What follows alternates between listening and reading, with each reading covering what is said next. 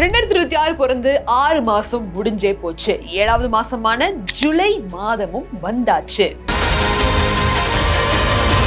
இந்த ஜூலை மாசத்துக்கான அதிரடி மாற்றங்களும் கூடவே வந்திருக்கு. ஸ்டார்டிங் ஃப்ரம் RBI வங்கிகளுக்கான மாற்றங்கள், உங்க வீட்டில் இருக்கக்கூடிய LPG கேஸ் சிலிண்டர்ல இருந்து ரயில்வே ஸ்டேஷன் வரைக்கும், பாஸ்போர்ட்ல இருந்து EPFO வரைக்கும் 10 மாற்றங்கள் வந்திருக்கு. இந்த மாற்றங்களை நீங்க தெரிஞ்சுக்க வேண்டியது ரொம்ப ரொம்ப அவசியம். ஏன்னா இதுல ஏதாச்சும் நீங்க மிஸ் பண்ணீங்கன்னா 5000 ரூபாய் வரைக்குமான பெனால்ட்டியை கட்ட வேண்டிய இருக்கும். உங்களுக்கு இந்த விஷயம் தெரியாம போச்சுன்னா என்ன மாற்றம், எந்த மாதிரியான ப்ரிப்பரேஷனோட நீங்க இருக்கணும், எதெல்லாம் தயார் பண்ணி வச்சுக்கணும், எதெல்லாம் நம்மளுக்கு பெனிஃபிட்டா இருக்கு அப்படிங்கிற எல்லா விவரத்தையும் வீடியோ கடைசி வரைக்கும் பார்த்து தெளிவா தெரிஞ்சுக்கோங்க. வெல்கம் டு பாஸ்வாலா டெய்லி தமிழ். நான் உங்க மேகலா கண்ணன். ஜூலை மாசத்துக்கான அந்த 10 முக்கியமான அப்டேட் என்ன அப்படிங்கறத இப்ப ஒன் பை ஒன்னா நம்ம பார்த்து தெரிஞ்சுக்கலாம். முதல் அப்டேட் எதுன்னு பாத்தீங்கன்னா, ITR ரிட்டர்ன்ஸை ஃபைல் பண்றவங்களுக்காக. யாரெல்லாம் இன்கம் டாக்ஸ் ரிட்டர்ன்ஸ் ஃபைல் பண்ணிட்டு இருக்கீங்களோ 2025-26க்கான அந்த ஒரு ரிட்டர்ன்ஸை ஃபைல் பண்றதுக்கு கடைசி தேதி ஜூலை 31 2026. தயவு செஞ்சு இப்ப யாரெல்லாம் ஃபைல் பண்ணாம இருக்கீங்களோ, ITR 1 ஆகட்டும் ITR 2 ஆகட்டும், இப்பவே அதை வந்து ப்ராசஸ் ஆரம்பிச்சிருங்க. ஏன்னா என்ன பண்ணுவாங்க நிறைய பேர்னா, இந்த ஜூலை 31 வரைக்கும் டைம் இருக்கே, நம்ம ஏன் 29 ஆரம்பிக்க கூடாது அப்படின்னு நினைச்சிட்டு அந்த டைம்ல தான் வந்து ஸ்டார்ட் பண்ணுவாங்க. சோ அப்ப என்ன ஆகும்னா நிறைய டெக்னிக்கல் இஷ்யூஸ் இருக்கும். எல்லாருமே வந்து இது பண்றதால சர்வர் டவுனா இருக்க வாய்ப்பு இருக்கு. இந்த மாதிரி எந்த ஒரு இதுல ரஷ்ல பண்ணாம இப்பவே அதை ப்ரிப்பேர் பண்ணி வச்சுக்கிறது நல்லது. ஏன்னா ஜூலை 31 தாண்டிருச்சு அப்படின்னா ஆகஸ்ட்ல நீங்க ஃபைல் பண்றப்போ பெனால்டி கட்ட வேண்டிய இருக்கும். அதுவும் உங்களோட வருட வருமானம் 5 லட்சம் ரூபாய்க்கு மேல இருக்கு அப்படின்னா 5000 ரூபாய் பெனால்ட்டியும், 5 லட்சம் ரூபாய்க்கு கீழே இருக்கு அப்படின்னா 1000 ரூபாய் பெனால்ட்டியும் கட்ட வேண்டிய இருக்கும். அது மட்டும் இல்லாம ஆகஸ்ட் 1 நீங்க ஃபைல் பண்றப்போ பிலேட்டட் ரிட்டர்ன்ஸ் அதையும் ஃபைல் பண்ண வேண்டிய இருக்கும். சோ ஞாபகம் இருக்கட்டும், உங்களோட ITR ஃபைல் பண்றதுக்கான கடைசி தேதி ஜூலை 31. ஞாபகம் வச்சுக்கோங்க. இரண்டாவது மாற்றம், ஃப்ரீயா ஆதார் அப்டேட்டை பண்ணிக்க முடியும். என்ன ஆதார் அப்டேட்ல என்ன ஃப்ரீயா பண்ணிக்கலாம் அப்படின்னு கேட்டீங்கன்னா, எதுக்கு ஃபர்ஸ்ட் காசு சார்ஜ் பண்ணிட்டு இருந்தாங்க அப்படிங்கறத நான் சொல்லிடுறேன். இன்கேஸ் உங்களோட ஆதார் கார்டுல நீங்க வந்து ஏதாவது போன் நம்பர் இல்ல இமெயில் ஐடி ஏதாவது அப்டேட் பண்ணோம் அப்படின்னா அதுக்கு சார்ஜ் கொடுத்துதான் நீங்க வந்து அப்டேட் பண்ணணும். சார்ஜ்னா எவ்வளவு கட்ட வேண்டியிருக்கும்? 75 ரூபா வரைக்கும் சார்ஜ் பண்ணிக்கிட்டு இருந்தாங்க. நீங்க UIDAI வெப்சைட்ல இருந்து ஆன்லைன் அப்ளிகேஷன்லயே நீங்க போய் நீங்க வந்து ஆப்லயே சேஞ்ச் பண்ணாலும் 75 ரூபா சார்ஜ் பண்ணிக்கிட்டு இருந்தாங்க. இப்போ ஜூலை மாசத்துல இருந்து அந்த ஒரு விஷயத்தை கம்ப்ளீட்டா வெயிட் பண்ணிருக்காங்க. அதாவது தள்ளுபடி செஞ்சிருக்காங்க. எப்ப வரைக்கும்? டிசம்பர் 31, 2026 வரைக்கும் உங்களோட ஆதார் கார்டுல இமெயில் அப்டேட் பண்ணணும் அப்படின்னா ஃப்ரீ ஆஃப் காஸ்ட் நீங்க பண்ணிக்கலாம். அதுக்கு கடைசி தேதி டிசம்பர் 31, 2026. 75 ரூபா கட்ட தேவையில்லை. எதுக்கு முதல்ல இந்த இமெயில் அப்டேட்டை நான் பண்ணணும் அப்படிங்கிற கேள்வி நிறைய பேருக்கு வரலாம். இப்ப நிறைய பேர் ஆதார் கார்டுல போன் நம்பர் கொடுத்திருப்பீங்க. ஆனா இமெயில் கொடுக்கறது ரொம்ப ரொம்ப இம்பார்ட்டன்ட் அப்படிங்கறது தெரிஞ்சுக்கோங்க. மேண்டேட்டரி கிடையாது, ஆனா இம்பார்ட்டன்ட். எந்த இடத்துலனா, இப்ப ஏதாவது ஒரு KYC ப்ராசஸ் பண்றீங்க அப்படின்னா டைரக்டா உங்களோட மெயில் ஐடியை வெரிஃபிகேஷன் ஆயிரும். அப்படி இல்லைன்னா போன் நம்பருக்கு OTP வந்து அதுக்கப்புறம் உங்களோட மெயில் ஐடி கேட்டு அதை போட்டு இந்த மாதிரி டீடியஸா இருக்காது ப்ராசஸ். உங்களோட ஆதார் கார்டுல இமெயில் இருக்கிறது உங்களோட எந்த இடத்துல ஒரு KYCக்கு போனா கூட அந்த ப்ராசஸை ஈஸியா பண்ணி கொடுக்கிறதுக்காக தான் இந்த இமெயில் அப்டேட் இருக்கு. சோ இதை நீங்க பண்றதுக்கு 75 ரூபா முதல்ல பே பண்ணிட்டு இருந்திருப்பீங்க. இனிமே இதை பண்ண தேவையில்லை. இதை வந்து UIDAI சொல்லிட்டாங்க. சோ இது இரண்டாவது அப்டேட். மூணாவதா பாஸ்போர்ட் ஃபீஸை உயர்த்தி இருக்காங்க. இது நிறைய பேர் நியூஸ்ல பார்த்திருப்பீங்க. ஆனா அது அமலுக்கு வந்தது ஜூலை 1 இருந்து. நிறைய பேர் நேத்து ஜூன் 30 வந்து நிறைய இடத்துல அப்ளை எல்லாம் பண்ண ஸ்டார்ட் பண்ணியிருந்தீங்க. சர்வர் டவுன், நிறைய கம்ப்ளைண்ட்ஸ் இருந்து. சோ இந்த மாதிரி எல்லாம் நிறைய விஷயம் இருந்துட்டு இருந்துச்சு இல்லையா? சோ இனிமே நீங்க பாஸ்போர்ட் அப்ளை பண்ணணும் அப்படின்னா நார்மலா 36 பேஜ் உள்ள பாஸ்போர்ட்டுக்கு 1500 ரூபாய் சார்ஜ் பண்ணிட்டு இருந்தாங்க ஃபீஸா. இப்போ அதுக்கு நீங்க 2500 ரூபாய் கொடுக்க வேண்டியிருக்கும். 1000 ரூபாய் உயர்த்திருக்காங்க. இதுவே 60 பேஜ் கொண்ட ஜம்போ பாஸ்போர்ட்டா இருக்கு அப்படின்னா 2000 ரூபாய் சார்ஜ் பண்ணிட்டு இருந்த இடத்துல இப்போ 3500 ரூபாய் நீங்க பே பண்ணி வாங்க வேண்டிய இருக்கும். அது மட்டும் இல்ல, தத்கால் அப்ளிகேஷன், ஓவர்சீஸ் பாஸ்போர்ட் இது எல்லாத்துக்குமே ஒரு சில பல சார்ஜஸ் வந்து ஏத்தி இருக்காங்க. சோ இனிமே ஜூலைக்கு அப்புறம் நீங்க வந்து பாஸ்போர்ட்டை வந்து அப்ளை பண்ண போறீங்கன்னா இந்த ஒரு விஷயத்த மனசுல வச்சுக்கோங்க. ப்ரிப்பேர்டா இருங்க. ஏன்னா எக்ஸ்ட்ராவா காசு உயர்த்தி இருக்காங்க. என்னப்பா எதுக்கு 1000 ரூபாய் 1500 எக்ஸ்ட்ரா கேட்கற அப்படின்னு தெரியாம இருக்காதீங்க. பாஸ்போர்ட்டோட ஃபீஸுக்கான விலை உயர்ந்தாச்சு. 4வது அப்டேட், நீங்க கிரெடிட் கார்டு யூஸ் பண்றவங்களா இருக்கீங்கன்னா, அதுவும் HDFC கிரெடிட் கார்டு யூஸ் பண்றவங்களா இருக்கீங்கன்னா இந்த அப்டேட் உங்களுக்காக தான். கேளுங்க, HDFC கிரெடிட் கார்டு வச்சிருந்தாலே போதும் ஃப்ரீயா டொமஸ்டிக் லான்ச் ஆக்சஸ் கிடைக்கும் அப்படிங்கிற அந்த ஒரு சில பெனிஃபிட்ஸ் சில கார்டுல இருக்கு இல்லையா, இப்ப அதை ஸ்ட்ரிக்ட் பண்ணிருக்காங்க. அந்த ரூலை இன்னுமே வந்து கொஞ்சம் ரெஸ்ட்ரிக்ஷனோட கொண்டு வந்திருக்காங்க. என்னன்னு பாத்தீங்கன்னா, நீங்க HDFC கிரெடிட் கார்டு பயன்படுத்தினாலும் அதை சும்மா எந்த செலவும் பண்ணாம அந்த கார்டை வந்து லைட்டா 100, 200, 1000, 2000க்கு பயன்படுத்திட்டு அந்த கார்டை கொஞ்சம் ஆக்டிவா வச்சுக்கிட்டு அதை கொண்டு போய் நான் டொமஸ்டிக் லான்ச்ல கொடுத்து நான் கொஞ்சம் ஃப்ரீயா அந்த ஆக்சஸ் எடுத்துக்கிறேன் அப்படின்னா இனிமே அது முடியாது.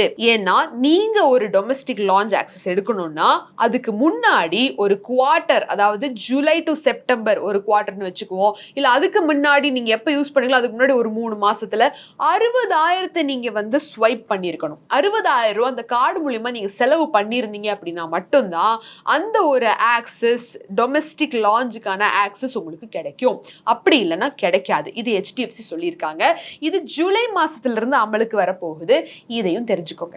5வது அப்டேட், அகைன் கிரெடிட் கார்டை பயன்படுத்துறவங்களுக்கு PhonePe SBI purple credit card use பண்றவங்க, PhonePe SBI credit card use பண்றவங்களுக்கு ஒரு மிகப்பெரிய மாற்றம். இப்பெல்லாம் ஃபர்ஸ்ட் நீங்க ஆன்லைன் ஷாப்பிங் பண்ணிட்டு இருந்திருப்பீங்க கிரெடிட் கார்டை பயன்படுத்தி, இல்ல ஏதாவது ஒரு UPI ஸ்பெண்ட், ஏதாவது ஒரு ஸ்பெண்டிங் நீங்க பண்றப்போ உங்களுக்கு ரிவார்ட் பாயிண்ட்ஸ் டக்குன்னு வந்துகிட்டு இருந்ததா, இனிமே அந்த மாதிரி வராது.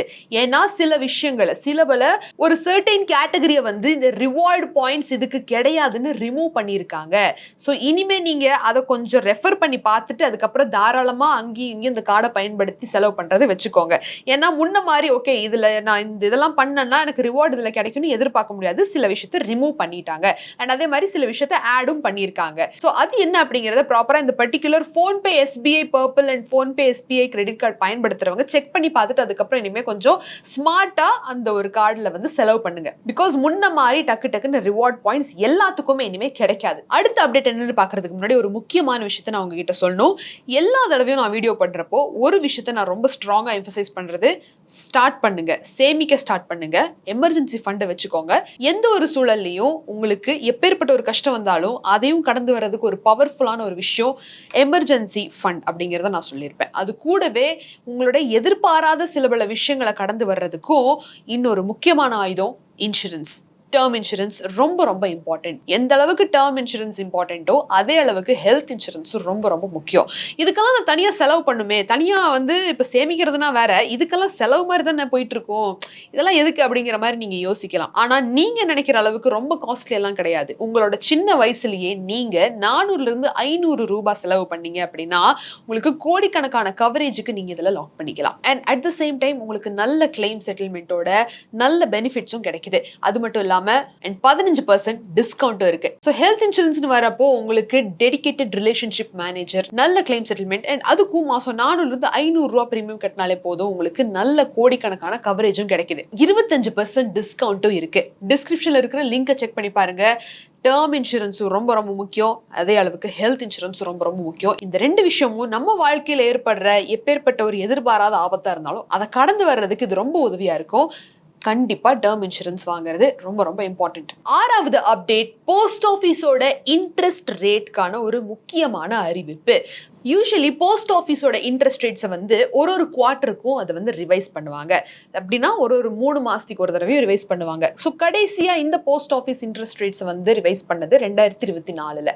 அதுக்கப்புறம் எந்த விதமான மாற்றமும் இல்லை. ஸோ இது செகண்ட் குவார்ட்டர். போஸ்ட் ஆஃபீஸ்ல எப்படின்னா ஏப்ரல், மே, ஜூன் ஒரு குவார்ட்டராகவும், ஃபர்ஸ்ட் குவார்ட்டர் ஆகவும், ஜூலை, ஆகஸ்ட், செப்டம்பருக்கு இன்னொரு குவார்ட்டர் ஆகவும், அக்டோபர், நவம்பர், டிசம்பருக்கு இன்னொரு குவார்ட்டராகவும் கன்சிடர் பண்ணுவோம் இல்லையா.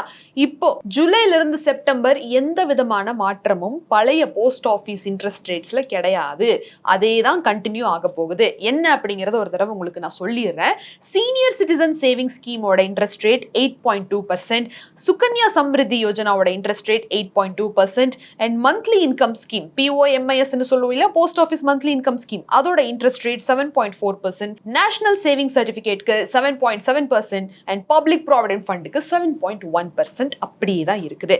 மேபி இதை மாத்த முடிவு பண்றாங்க, ரிவைஸ் பண்ண ஸ்டார்ட் பண்றாங்கன்னா அக்டோபர் மாசத்துல அந்த மாற்றம் நடக்க வாய்ப்பு இருக்கு. காத்திருந்து பார்ப்போம். 7வது அப்டேட், ட்ரெயின்ல நீங்க அடிக்கடி டிராவல் பண்ணக்கூடிய ஆளா இருக்கீங்கன்னா உங்களுக்கு தான் இது ரொம்ப ரொம்ப இம்பார்ட்டன்டான ஒரு விஷயம். ட்ரெயின்ல லைசன்ஸ் இல்லாம இந்த ஃபுட்டு வந்து செல் பண்றது, சாப்பாடு விற்பனை பண்றது, சாப்பாடு விற்கிறது, ஸ்நாக்ஸ் விற்கிறது இதெல்லாம் பண்ணிட்டு இருக்கீங்க, உங்களுக்கு லைசன்ஸ் கிடையாது, ப்ராப்பரா அத்தாரைஸ்ட் கிடையாது, அன்அத்தாரைஸ்ட் பீப்புளா இருக்காங்க அப்படின்னா அவங்க மேல 100, 200 இல்ல 2000 ரூபாய் வரைக்கும் பெனால்டிஸ் வந்து இம்போஸ் பண்ணப்படும். அது மட்டும் இல்ல, இந்த அன்அத்தாரைஸ்ட் கூட்ஸ் அதாவது கேரி பண்றீங்க, ரொம்ப ஹெவியான கூட்ஸா இருக்கு, அதுவுமே அன்அத்தாரைஸ்டா இருக்கு, இதுக்கு லைசன்ஸ் இல்ல, இதுக்கு சரியான ஒரு ப்ரூஃப் இல்ல அப்படிங்கிறப்போ அதுக்குமே ஸ்ட்ரிக்டா ஹெவியான பெனால்டிஸ் வந்து இம்போஸ் பண்ணப்படும். அண்ட் இதெல்லாத்தோட முக்கியமா விமன் கம்பார்ட்மெண்ட்ல யாராவது சும்மா பாஸ் ஆன் பண்ணிக்கிட்டோ இல்ல அங்க ரொம்ப நேரம் ஸ்டே பண்ணிட்டோ இருக்காங்க அப்படின்னா அவங்க மேலயும் பெனால்டிஸ் இம்போஸ் பண்ணோம் அப்படிங்கறத இந்தியன் ரயில்வேஸ் ஜூலை 1ஆம் தேதியில இருந்து ஸ்ட்ரிக்டா இந்த பெனால்டி இம்போஸ் கொண்டு வர போறதா சொல்லியிருக்காங்க. 8வது அப்டேட், உங்க வீட்ல எல்பிஜி கேஸ் பயன்படுத்திட்டு இருக்கீங்க, ஆனா உங்ககிட்ட பிஎன்ஜியும் இருக்கு, அதாவது பைப்டு நேச்சுரல் கேஸ் உங்க ஏரியால இருக்கு, பிஎன்ஜி கேஸ் கனெக்ஷன் அவைலபிளா இருக்கு, இருந்தாலும் நம்ம எல்பிஜி கேஸ் சிலிண்டர் யூஸ் பண்ணுவோமே அப்படின்ட்டு அதை இன்னும் வச்சிருக்கீங்கன்னா அதுல ஒரு மிகப்பெரிய அப்சர்வேஷனை கொண்டு வந்திருக்காங்க. ஏன்னா எந்த ஒரு வீட்டுல பிஎன்ஜி கனெக்ஷன் இருக்கோ அவங்களோட எல்பிஜி கனெக்ஷனை அவங்க கூடிய சீக்கிரத்துல சப்மிட் பண்ணிடணும். அவங்க எல்பிஜி பயன்படுத்துற மாதிரி இல்ல, ஆல்ரெடி கேஸோட அந்த ஒரு ஷார்டேஜ் இருக்கிறதுனால தயவு செஞ்சு பிஎன்ஜி இருக்கிறவங்க பிஎன்ஜியை பயன்படுத்துங்க, இல்லாதவங்களுக்கு எல்பிஜி சப்ளை இருக்கட்டும் அப்படிங்கிற அந்த ஒரு கணக்குல தான் இந்த இன்னும் கொஞ்சம் ஸ்ட்ரிக்ட் ஆக்க போறாங்க. சோ இனிமே நீங்க பிஎன்ஜி இருந்தும் எல்பிஜியை பயன்படுத்திக்கிட்டு இருக்கீங்க அப்படின்னா அது அவங்க கண்ணுக்கு தெரிய வர்றப்போ உங்களோட எல்பிஜி கனெக்ஷன் வந்து டிஸ்கண்டினியூ ஆக வாய்ப்பு இருக்கு. சரி, நீங்க வீடு மாத்துறீங்க, லொகேஷன் மாத்துறீங்க, அங்க வந்து பிஎன்ஜி இல்ல அப்படின்னா அப்ப அது கண்டினியூ பண்ணிக்கலாமா? அப்ப சான்சஸ் இருக்கு. நீங்க ஒரு வாட்டி போய் பேசி ஓகே எனக்கு இந்த இடத்துல எல்பிஜி தான் வேணும், வேற எந்த கனெக்ஷன் இல்லைன்னு சொல்றப்போ உங்களுக்கு அது அப்ப அவைலபிளா இருக்கும், கொடுப்பாங்க. ஆனா பிஎன்ஜி இருக்கிறப்போ எல்பிஜி எதுக்கு அப்படின்னு அதை கொஞ்சம் இனிமே டிஸ்கண்டினியூ பண்ண போறாங்க பிஎன்ஜி இருக்கிறவங்களுக்கு. அண்ட் இந்த rule one house hold one gas connection அப்படிங்கிறது கீழே ஜூலை 1ஆம் தேதியிலிருந்து ரொம்ப ஸ்ட்ரிக்டா எல்லாத்தையும் அப்சர்வ் பண்ண போறாங்க. உஷாரா இருக்கு. அண்ட் 9வது update, again LPG gas cylinder பயன்படுத்துறவங்களுக்கு அர்பன் ஏரியால இருக்கீங்க அப்படின்னா 25 நாட்களுக்கு டைம் கேப் விட்டு தான் நீங்க அடுத்த சிலிண்டர் புக் பண்ணணும். அண்ட் இதுவே ரூரல் ஏரியால இருக்கிறவங்க 45 நாட்கள் அந்த டைம் கேப் விட்டு தான் அடுத்த சிலிண்டர் வந்து புக் பண்ணணும். 20 நாள் தான் ஆயிருக்கு, அதுக்கப்புறம் நடுவில் ஓகே நம்ம இப்போ பண்ணாதான் அப்போ வரும் அப்படிங்கிற மாதிரியான இதெல்லாம் வச்சு நீங்க ப்ரேயரெல்லாம் புக் பண்ண முடியாது அப்படிங்கறத ஸ்ட்ரிக்டா சொல்லியிருக்காங்க. இது மட்டும் இல்லாம உங்களோட இகேவைசி எல்லாம் ப்ராப்பரா இருக்கணும், ஆதார் வெரிஃபிகேஷன் இது எல்லாமே கரெக்டா இருந்தாதான் இனி அடுத்ததுமே நீட்டா ப்ராப்பரா கண்டினியூ ஆகும் அப்படிங்கறதையும் சொல்லியிருக்காங்க.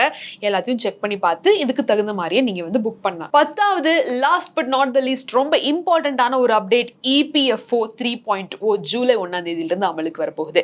நம்ம இந்த இபிஎஃப்ஓட அப்டேட் எல்லாம் நிறைய கேள்விப்பட்டிருப்போம். என்னன்னா ஃபார் எக்ஸாம்பிள் என்னப்பா ஏடிஎம்லேயே பணம்லாம் எடுத்துக்கலாம்னு சொல்றாங்களே, நம்ம பிஎஃப் அக்கௌண்ட் இருக்கிற பணத்தை எப்பத்துல இருந்து எடுத்துக்கலாம், நான் எத்தனை தடவை ட்ரை பண்ணி பார்த்துட்டு அதெல்லாம் செல்லாதுன்னு வருது, என்ன பண்றது, எப்பத்துல இருந்து அதை கொண்டு வர போறாங்கன்னு நிறைய பேர் காத்துக்கிட்டு இருந்தீங்க. ஸோ இப்போ ஜூலை 1ஆம் தேதியிலிருந்து இது வந்துருச்சு. உங்களோட ஏடிஎம்ல நீங்க எப்பவும் போல உங்க பிஎஃப் அக்கௌண்ட்ல இருக்கிற பணத்தை நீங்க வித்ட்ரா பண்ணி எடுத்துக்கலாம். யூபிஐ ஆப்ஸ் மூலமா உங்களோட பிஎஃப் அக்கௌண்ட்ல இருக்கிறது உங்க பேங்க் அக்கௌண்ட்டுக்கு டிரான்ஸ்ஃபர் பண்ணிக்கலாம். ஸோ இந்த மாதிரி நிறைய விஷயம் இருக்கு. ஸோ இதை பத்தின ஒரு டீடைல்டான வீடியோவை பாஸ்வாலா தமிழ் சேனல்ல இபிஎஃப்ஓ 3.0 அப்டேட்னு நான் வந்து ஒரு ஃபுல் டீடைல் வீடியோவை போட்டிருக்கேன், அதை போய் செக் பண்ணி பாருங்க. ஸோ இன்னைக்கு இவ்வளவுதான். ஜூலை மாசத்தை தொடங்குறதுக்கு 10 முக்கியமான ஒரு செய்தியை நீங்க கேட்டீங்க. இதுல ஏதாவது சந்தேகம் இருக்கு அப்படின்னா கண்டிப்பா கமெண்ட் செக்ஷன்ல தெரியப்படுத்துங்க. இதே மாதிரி இன்னொரு சுவாரஸ்யமான பகுதியில் நான் உங்களை வந்து சந்திக்கிறேன். Until then, Meghala Kannan signing off. நன்றி, வணக்கம்.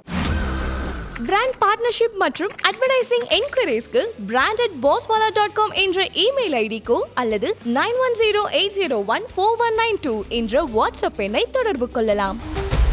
Bosswala. Be the boss.